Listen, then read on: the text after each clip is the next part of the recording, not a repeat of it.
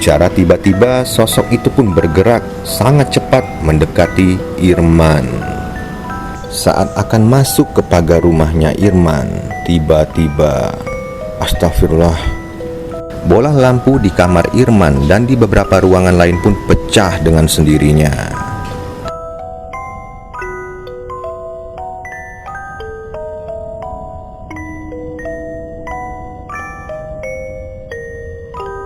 Assalamualaikum warahmatullahi wabarakatuh. Selamat malam Misterier. Jumpa lagi bersama saya Randy di konten podcast misteri. Pada episode podcast misteri kita kali ini, kembali saya akan menceritakan kisah nyata pengalaman horor yang dialami oleh salah seorang teman saya. Sebut saja namanya Irman.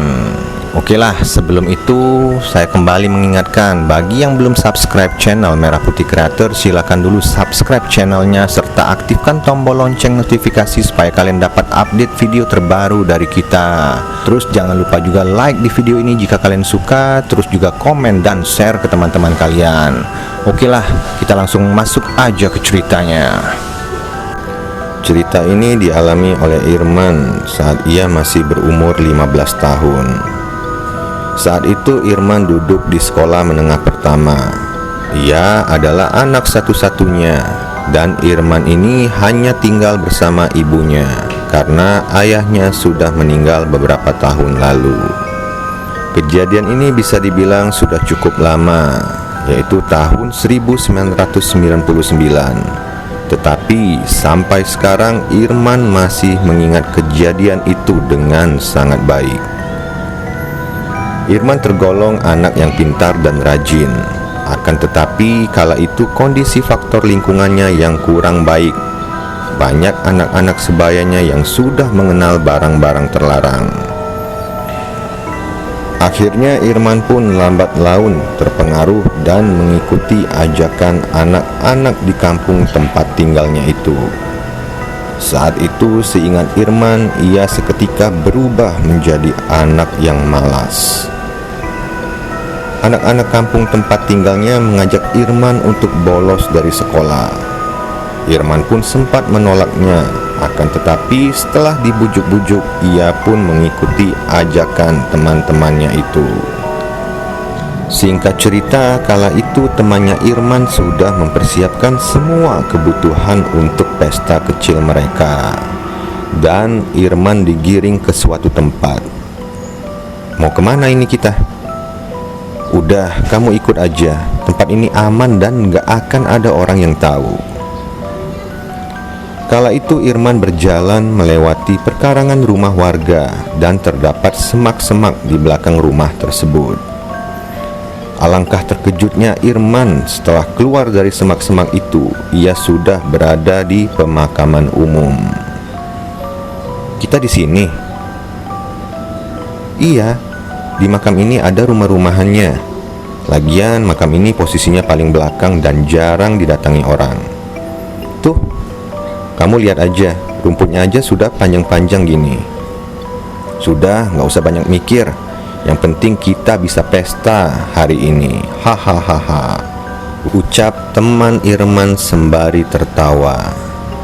Akhirnya mereka pun memulai pesta kecil itu, dan tidak terasa saat itu mereka sudah sedikit mabuk. Setelah selesai berpesta, mereka pun pulang ke rumah masing-masing. Sesampainya Irman di rumah, ia pun langsung mandi dan tertidur.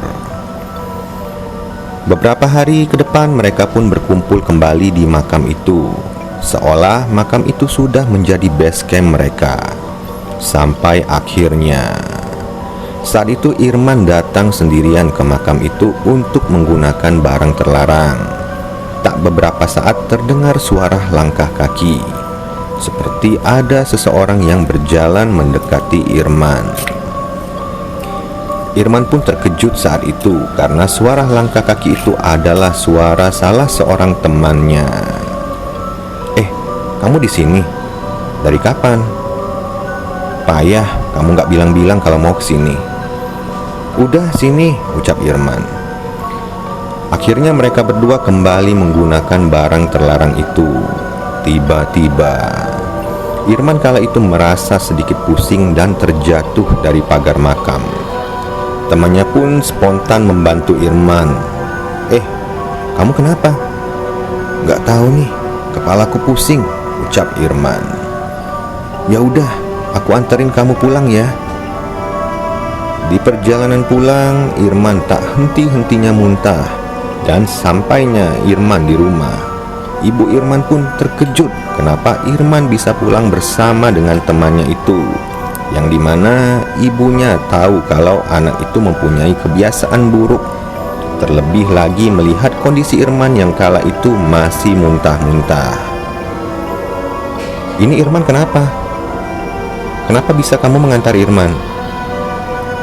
Saya tidak tahu, Bu. Tadi saya bertemu Irman di depan jalan sana. Akhirnya saat itu juga ibu Irman menyuruh teman Irman itu pulang, dan ibunya pun membuatkan bubur dan teh hangat. Baru 1 sendok makanan itu masuk ke tenggorokannya, Irman pun kembali muntah. Karena khawatir dengan kondisi anaknya, ibu Irman pun membawa Irman ke klinik dekat rumahnya. Dokter berkata kalau itu Irman hanya mengalami sedikit gangguan di lambungnya.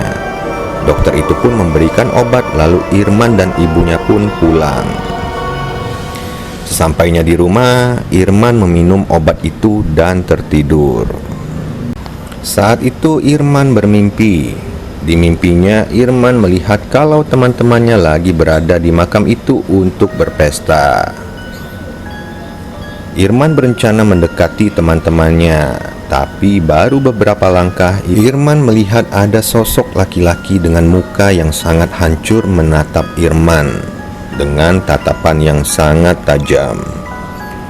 Terlebih yang membuat Irman takut kala itu, ia melihat sosok laki-laki itu kakinya buntung dan seperti ada darah yang terus menetes dari kakinya. Secara tiba-tiba sosok itu pun bergerak sangat cepat mendekati Irman. Irman pun kala itu berteriak ketakutan. Mendapati Irman yang berteriak, ibunya pun masuk ke kamar Irman dan mencoba untuk membangunkannya.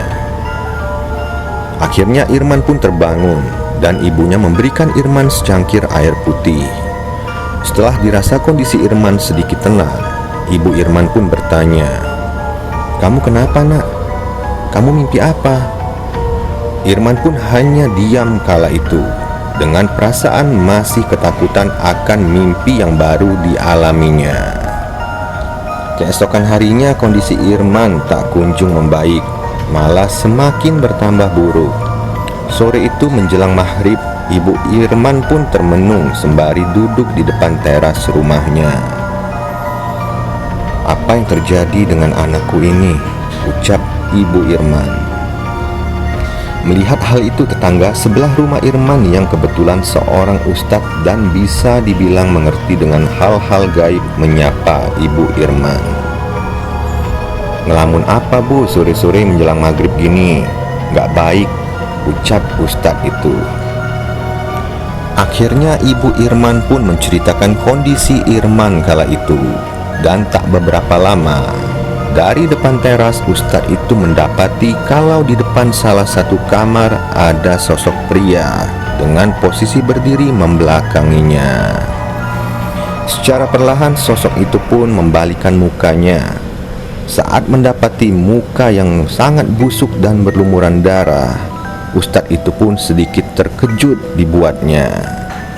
Tak hanya itu, sosok jin itu juga memiliki kaki yang buntung dengan darah yang menetes-netes di lantai.